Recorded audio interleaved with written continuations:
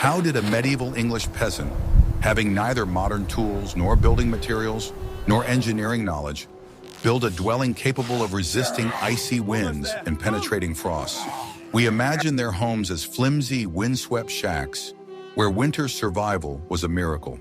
But what if this squat, hovelled house was not a primitive hovel, but a pinnacle of organic architecture, a brilliant engineering solution honed over centuries for a single purpose: to preserve precious heat? This story takes you to a world where building was not a craft, but an art of survival, a complex system of knowledge about landscape, materials, and the laws of nature. This is the story of how our ancestors, using only what the forest and the earth gave them, created not just walls and roofs, but real living organisms that breathed, warmed, and protected. How did they choose a place for a house by reading the wind and sun? Why was curved wood better than straight wood? And how could a house built without a single nail be the most effective heat trap? Today, we will reveal 10 ingenious principles that were at the heart of medieval peasant house construction. These are 10 secrets that allowed people not just to survive the winter, but to create a stable and warm shelter in the midst of a hostile world. Are you ready to learn that the humble hut was a marvel of engineering? Then let's get started. The first and most important stage of construction began long before the first trunk was cut or the first hole was dug. It began with a silent but intense dialogue with the earth, the wind, and the sun. The choice of a place for a house was not a matter of a beautiful view or convenience, but a fundamental survival strategy, the first and main line of defense against the winter cold. The medieval peasant, whose life depended on these decisions, read the landscape with the same meticulousness with which we read a complex engineering manual today. It was an art based on generations of observation. The ideal location was the south or southeast slope of a low, gentle hill.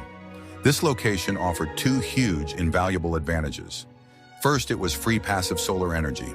The house, with its long side facing south, during the short winter day, when the sun hung low over the horizon, caught every precious ray on its wall and dark roof, greedily soaking up its warmth.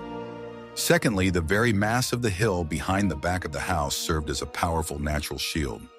It took the brunt of the prevailing cold and wet north and northwest winds, which brought with them the most brutal frosts and snowstorms.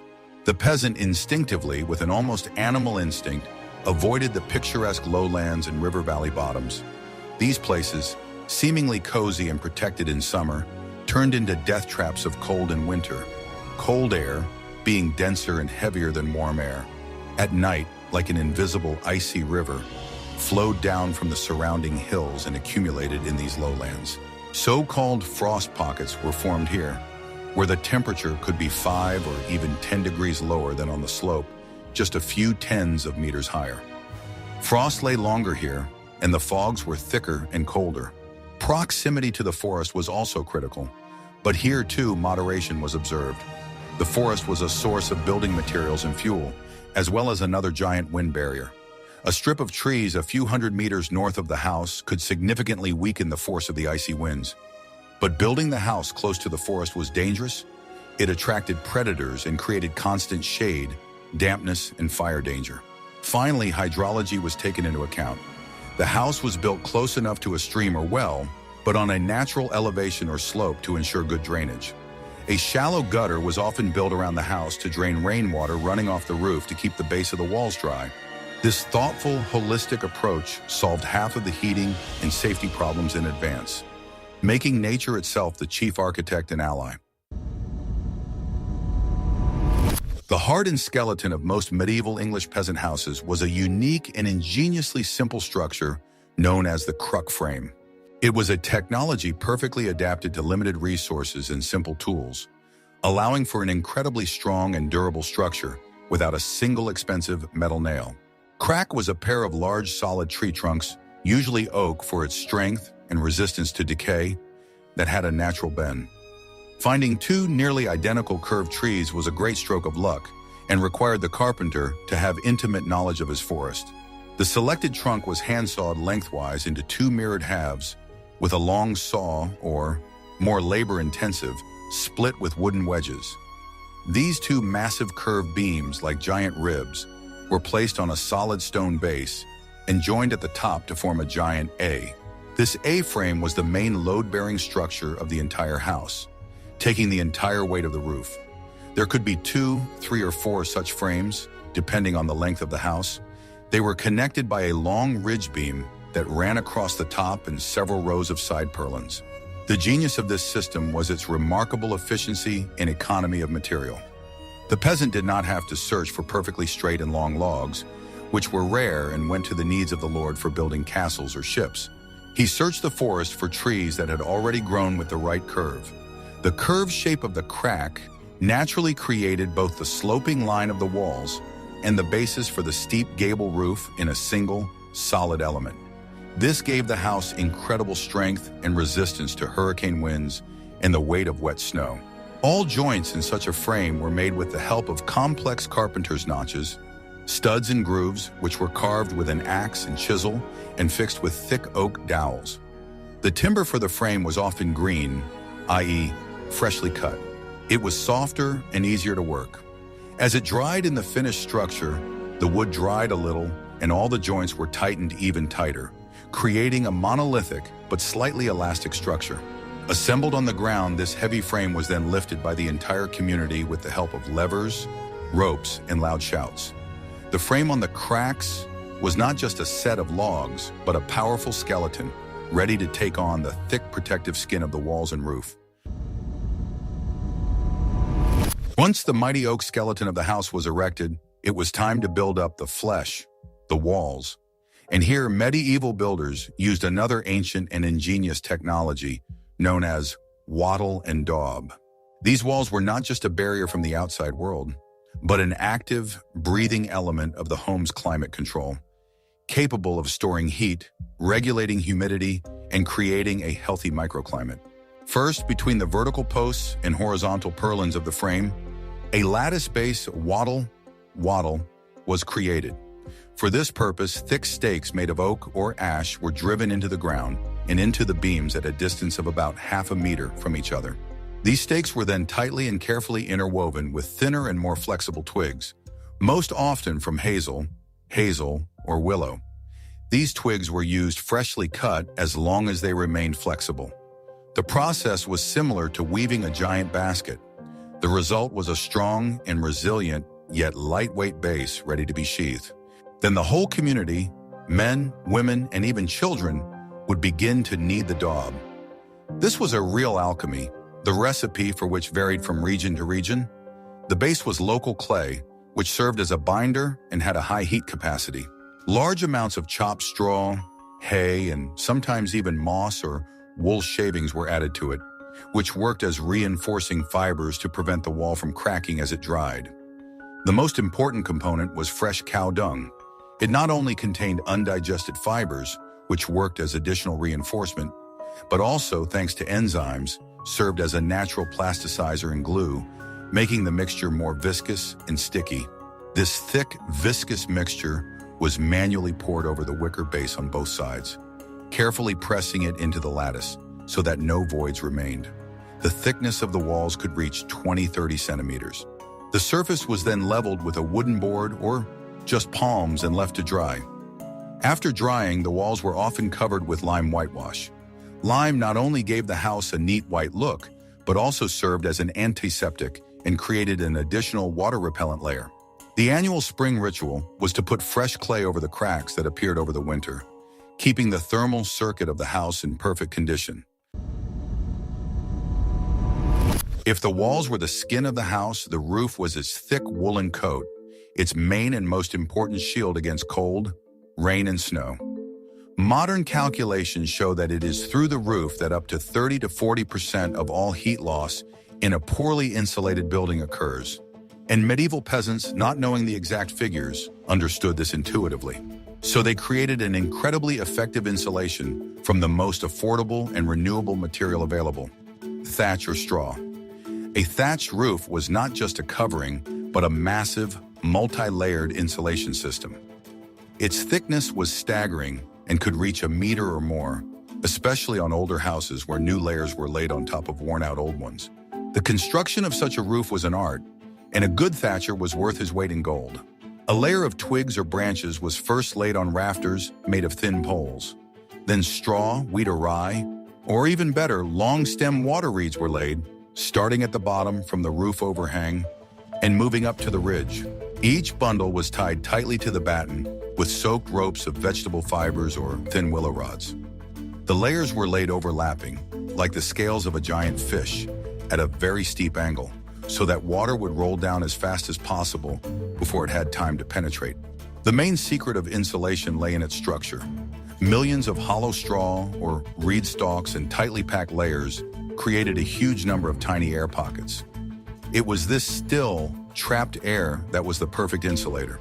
It prevented the precious heat from the hearth, which always rose upwards, from escaping outside. This thick coat also effectively protected from the summer heat, keeping the inside cool. This system had another ingenious side effect. The smoke from the central hearth without a chimney slowly seeped through the lower layers of the thatched roof. This smoke, rich in creosote and other terry substances, acted as a powerful preservative. It impregnated the thatch, making it unattractive to insect pests, mice and birds, as well as preventing the growth of mold, mildew, and rot. Thus, the smoke that was an integral part of the heating system simultaneously worked to preserve the roof itself, extending its life for many years. A heavy, thick, tarred, and smoked roof was the perfect armor that kept the heat inside and the cold and moisture outside. In the constant battle against the cold, the medieval builder used not only what grew on the ground, but also the earth itself as a building material and natural insulator. One of the oldest and most effective techniques, especially in the early Middle Ages, was the partial burial of the house in the ground. This type of structure, known to archaeologists as a Grubenhaus or recessed floor house, was an ingenious way to harness the planet's free and constant heat energy for protection from the cold. Instead of erecting the house directly on the surface, the builders dug a rectangular pit 50 centimeters to a meter deep. The floor of the future dwelling was thus much lower than the freezing level of the soil. Already at this stage, a colossal gain in heat saving was achieved. The Earth has tremendous thermal inertia. Below a certain depth, its temperature remains almost stable all year round. At +8, even at shallower depths, the ground cools much slower than air and rarely freezes through in a mild English winter. By sinking his house into the ground, the farmer effectively insulated the lower, most vulnerable part of the walls from direct contact with the icy air and penetrating wind. Instead of coming into contact with the atmosphere, where the temperature might have been 5 degrees Celsius or 10, the walls were in contact with the ground, where the temperature was around 0 degrees or even higher. This radically reduced heat loss through the floor and the base of the walls. The wind could not physically blow heat out from under the house. The excavated earth was often not taken away, but used to create a low berm around the above-ground part of the walls, which further strengthened the insulation. Besides, such a construction was simply more economical. It required less material to build the walls, as a significant part of them was formed by the earth itself. The walls of the excavation were sometimes reinforced with wooden boards or wattles to prevent crumbling. The house became squat, low, with a smaller area of exterior walls, which also reduced heat loss. Living in such a semi-subterranean space created a special sense of security and comfort, a feeling of being in a protected hole in the womb of Mother Earth.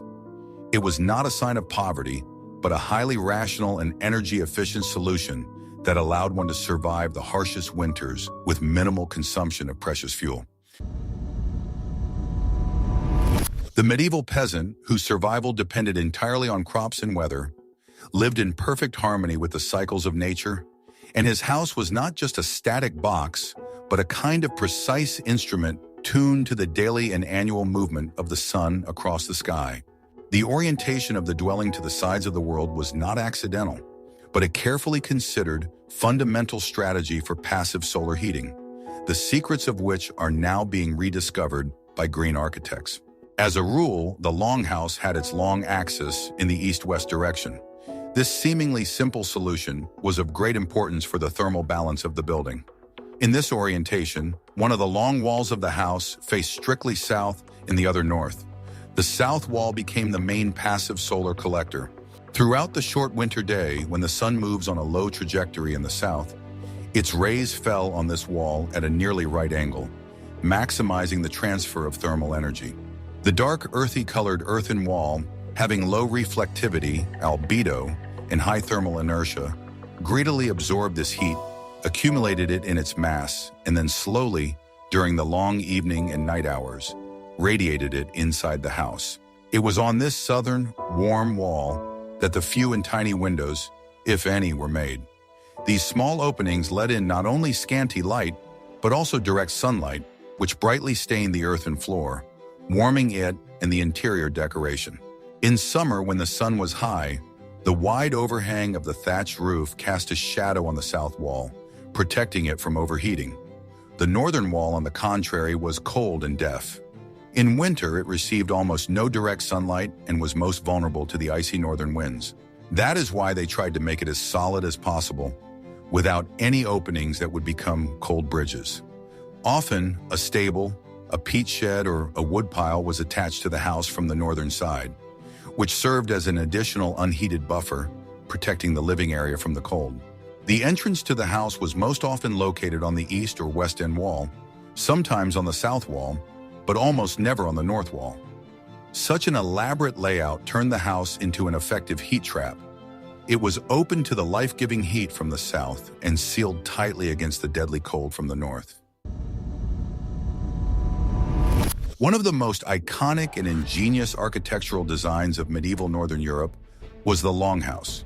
It was not just a building tradition, but an elaborate, multifunctional survival system that elegantly solved one of the main problems of winter: heating. The design of the house was originally intended to have a built-in, living, self-regulating, and totally free heating system in the form of livestock. Architecturally, a longhouse was an elongated rectangular structure under one common continuous roof. The interior space was most often divided into two parts, not by a capital wall, but only by a light wicker partition, a wooden barrier, or simply an open passage called a cross passage. One, usually the more prestigious and cleaner part, was where people lived. This part was called the hall. The other, often located a little lower down the natural slope of the terrain, contained the peasant's most valuable asset: his livestock, a cow, a couple of oxen, a few sheep. This part was called byre, stable. This close proximity, which today seems to us the height of unsanitation, was the key to survival. Large farm animals generate enormous amounts of metabolic heat as they digest their food. By integrating the stable directly into the structure of the dwelling, the farmer prevented this heat from being wasted. The heat from the animals heated their part of the house and then passed through a light, airtight partition and through the air to the living half unimpeded. The wall between man and livestock became a permanent, 24-hour low-temperature radiator. In addition, the floor in the living area, hall, was often 15-20 centimeters higher than in the stable. Byre. This was dictated not only by elementary hygiene, to prevent sewage from the stable from reaching people, but also by the laws of physics. Warm air from the animals, being lighter than cold air, naturally rose upwards and freely penetrated into the human half. The result was a constant, albeit weak, natural flow of heat in the house from the lower, animal end to the upper, human end. This was an ingenious symbiosis inherent in the architecture itself. People gave animals protection from bad weather and predators, and in return, animals shared with people not only food and draft power, but also their invaluable warmth of life, helping them to survive the fiercest frosts. The constant sounds and smells of living creatures behind the wall were not an irritant, but a soothing reminder of life and well-being. The main enemy of warmth in any was a hole in the roof for the smoke to escape, but it was also made as small as possible, just enough to ensure a minimum draft and prevent the family from suffocating with carbon monoxide. It was located not directly above the hearth, but a little to the side, so that rainwater would not drip directly into the fire. Often a simple wooden flap on a pole was provided to partially cover the opening during strong winds or blizzards. This strategy of total tightness turned the house into a dark but warm shelter, a veritable cocoon, safely protected from the hostile outside world. The central hearth was not just a place to build a fire. It was designed and built as the physical and spiritual heart of the house, its main heat reactor and center of social life.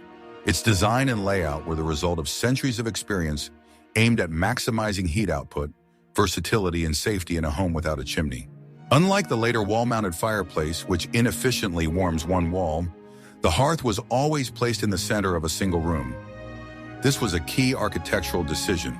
This arrangement allowed the radiant heat from the fire to spread evenly in all directions, 360 degrees, warming the floor, the walls, and all the people wherever they were.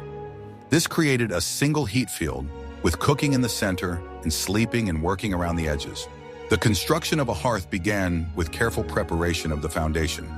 A shallow hole was dug in the earth and floor, which was filled with rubble or broken stone for drainage, so that moisture from the ground would not rise to the fire. A thick layer of greasy clay was carefully tamped on top of the drainage.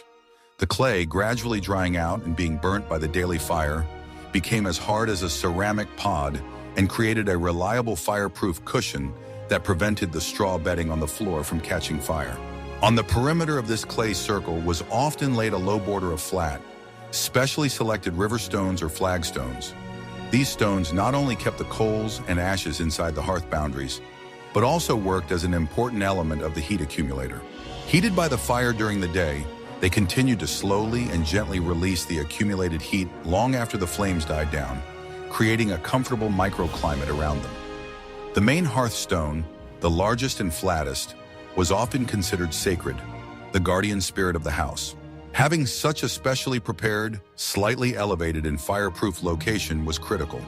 It concentrated the fire at one point, making it more manageable and safer.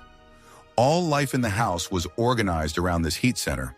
The center hearth design was the epitome of simplicity and ingenious efficiency, an ideal solution for a one-room dwelling where each element had to perform several functions at once. No peasant house in the Middle Ages was built alone. Perhaps the most important, though completely invisible building technology was not wood or clay, but the strength of the peasant community. Erecting a new house for a young family, for the burned out or newcomers, was a collective endeavor in which the whole village participated, directly or indirectly. It was not just neighborly help, but part of an unwritten but unbreakable social contract, a system of mutual obligations known as boonwork, the basis of survival in a world where one could only die alone. The building process was divided into stages, and each stage required collective strength. The harvesting of wood, especially the massive curved cracks for the frame, required the coordinated efforts of several experienced men. They would go to the forest together, fell the selected wood together with axes and wedges, and trim it together. Transportation of these heavy, multi-hundred logs from forest to village was only possible collectively, using the pulling power of oxen owned by several families and simple but effective levers and rollers. The culmination of the construction and a real celebration for the whole village was the day the frame was lifted. The A-frames assembled on the ground were incredibly heavy. Only a large group of men, acting as a single organism under the loud rhythmic commands of the headman or the most experienced carpenter, could lift them upright and put them in place. They used long poles with slings, strong hemp ropes, and their own muscle power. It was dangerous work, requiring complete trust in each other. At the same time, women and children were doing equally important work. They turned into a living conveyor belt of building materials. Women were responsible for preparing daub, wall clay. They brought dozens of buckets of water from the well, kneaded with bare feet huge piles of clay with straw and dung to the right consistency. It was hard physical labor. The process of applying clay to the wattle and daub was also a team effort that allowed the walls to be erected quickly in a few days while the weather was dry. The children did not sit idle either. They collected moss for caulking cracks, carried stones for the foundation, and trampled clay. In this way, through play and as much help as they could, they absorbed the building skills of their ancestors from a young age. The same was true for the roof. Covering the roof with a thick layer of thatch was hard and laborious work, requiring a whole brigade. Some below prepared and fed the sheaves, others, standing on rickety scaffolding, received them, and the most experienced master roofer laid and fixed the thatch, forming a dense waterproof shell. But construction did not end with the erection of the house. The annual collective repair was an equally obligatory ritual. Every fall before the onset of cold weather, the community helped each other to inspect and treat the houses. Men climbed on the roofs, checking and patching thatch gaps. Women prepared fresh clay and sealed cracks in the walls that had appeared over the summer. This mutual aid was the most reliable insurance. The peasant knew that if his house was damaged by a storm or fire, he would not be left with his family in the open air. The community was his main construction team, mutual aid fund, and repair service. And this social technology, based on trust and mutual responsibility, was stronger than any oak plank and more reliable than any stone wall. The medieval peasant house was not just a primitive hut. It was a marvel of organic architecture and engineering, born out of a deep understanding of nature and stern necessity. Every decision, from the choice of location on a sunny slope to the design of the chimney, was subordinated to one great goal: to preserve life and warmth. Our ancestors built homes that were alive. They breathed through clay walls, basked in the warmth of the earth and sun, used their animals as built-in batteries. They created not just shelter, but a holistic ecosystem for survival, where every element, wood, clay, straw, in the community itself, was part of a single ingenious design. They did not fight nature, but allied with it, using its laws for their own benefit. As we study their experience, we see that the most sustainable and effective solutions do not always require sophisticated technologies and expensive materials. Sometimes they lie in wisdom, attention to the world around us, and, most importantly, in the power of human unity. The story of the peasant house is not a tale of poverty, but a hymn to human adaptation, ingenuity, and indomitable spirit. If you are interested in this journey into the world of medieval architecture, and you want to know more about how our ancestors solved seemingly insoluble problems, give us a like and subscribe to our channel. There are many more amazing stories about forgotten tricks and ingenious ideas born in the depths of centuries ahead of you.